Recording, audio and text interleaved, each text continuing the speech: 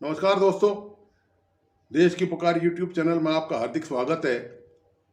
दोस्तों, इस वीडियो को आखिर तक देखें और इस यूट्यूब चैनल को लाइक सब्सक्राइब करना और बेल आइकन दबाना प्लीज़ नहीं भूलें।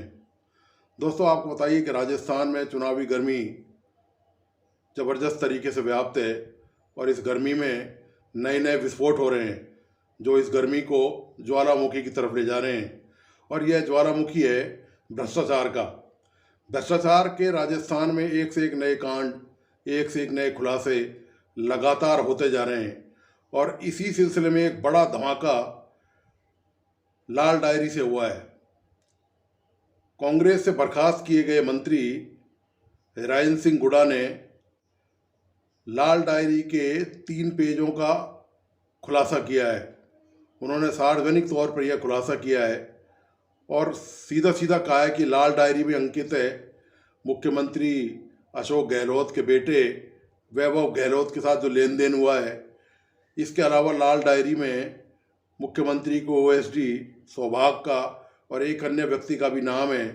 और ये जो तमाम नामों का जिक्र लाल डायरी में किया गया है, जो लाल डायरी में अंकित है, भ्रष्टाचार का ये बहुत ज़बरदस्त मामला सामने आया है कि राजस्थान क्रिकेट एसोसिएशन में अपने समर्थन में लोगों को जुटाने के लिए क्रिकेट संघ में जिला स्तर पर और तमाम और लोगों को जुटाने के लिए भारी भ्रष्टाचार किया गया, भारी लेन देन किया गया।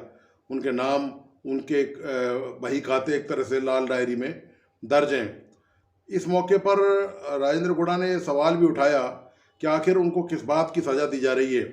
क्या भ्रष्टाचार के खिलाफ या महिला अत्याचारों के खिलाफ राजस्थान में आवाज़ उठाना, या यह कोई अन्याय की बात करता है किसी भी तरह के, तो क्या यह कोई सज़ा का पैमाना है? क्या इस मुद्दे पर किसी को सज़ा दी जा सकती है? उन्होंने साथ में ये भी कहा कि उन्होंने 15 साल से मुख्यमंत्री का साथ दिया है और खुद मुख्यमंत्री उनके बेटे के जन्मदिन पर जो समारोह हुआ था उसमें ये कहकर आए थे कि यदि राजेंद्र गुड़ा नहीं होता तो आज मैं भी यहाँ नहीं होता, मुख्यमंत्री नहीं होता। तो ये जो तमाम बातें जो डायरी से अब बाहर निकल के आ रही हैं, दरअसल ये डायरी एक भ्रष्टाचार के बोतल का जिन्न है और अब ये जिन्न बाहर आ रहा है धीरे धीरे करके। गुड़ा ने यह भी कहा कि ये 3 पन्ने मुझसे, चूँकि विधानसभा से मुझे निष्कासित कर दिया गया और मेरे हाथ से डायरी के पन्ने छीन लिए गए।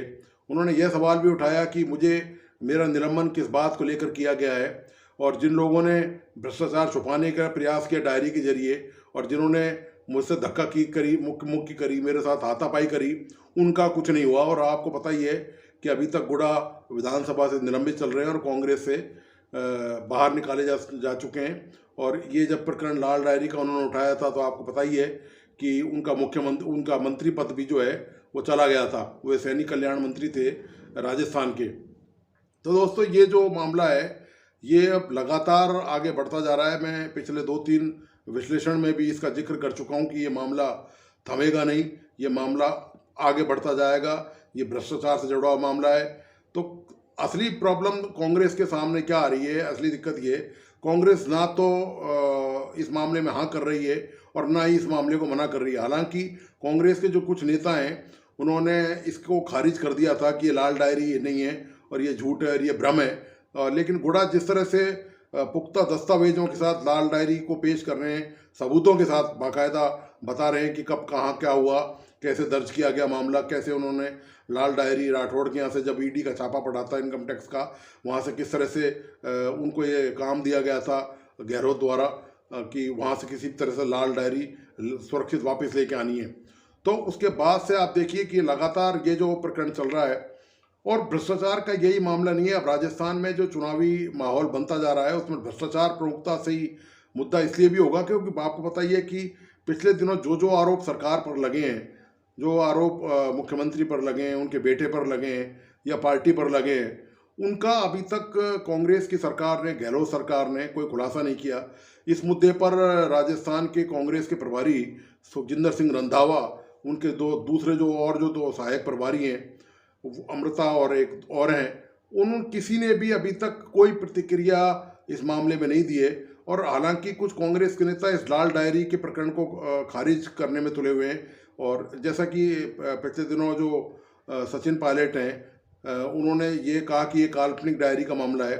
आपको बताता हुआ चलूँ साथ में कि राजेंद्र गुड़ा जो है सचिन पायलट के कट्टर समर्थक माने जाते थे, और सचिन पायलट ने जब से हाईकमान से समझौता किया है उसके बाद से उनके जो चहेते ऐसे जो समर्थक हैं वो तितर बितर हैं, वो नज़र नहीं आ रहे हैं, और उनका कुछ अता पता नहीं है कि वो अब पायलट के समर्थन में है या नहीं है। वो भी पायलट की तरह चुपचाप शांत बैठे हुए हैं।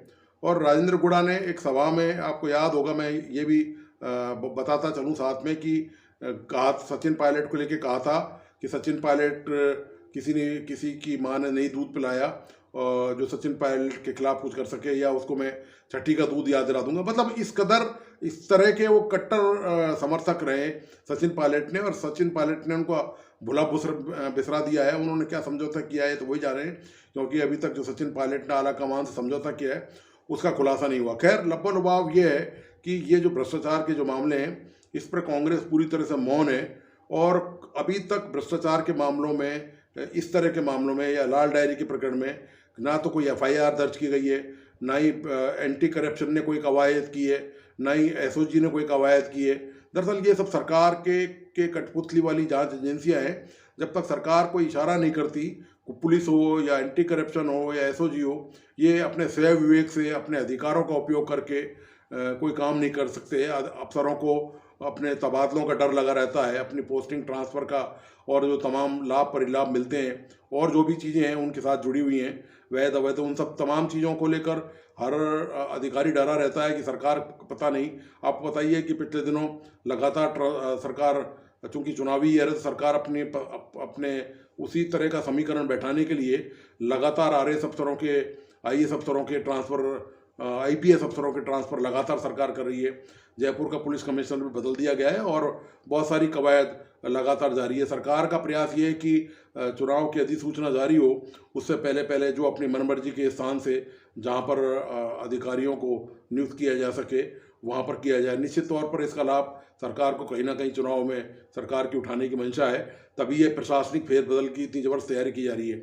तो दोस्तों, अब लगता यही है कि राजस्थान में विकास अब मुद्दा नहीं रह गया है, जिसके लिए अशोक गहलोत सरकार करोड़ों रुपए खर्च कर रही है, और इसके बजाय यहाँ पर अब भ्रष्टाचार का जो मामला है वो ज़बरदस्त से बहुत तेज़ी से आगे बढ़ रहा है। और भारतीय जनता पार्टी में आप बताइए कि प्रधानमंत्री नरेंद्र मोदी तक गहलोत सरकार को निशाना बना चुके हैं। नरेंद्र मोदी पूरे देश में जहाँ भी सभा करते हैं वहाँ कांग्रेस के भ्रष्टाचार को लेकर वो कोई कोर कसर बाकी नहीं रखते हैं।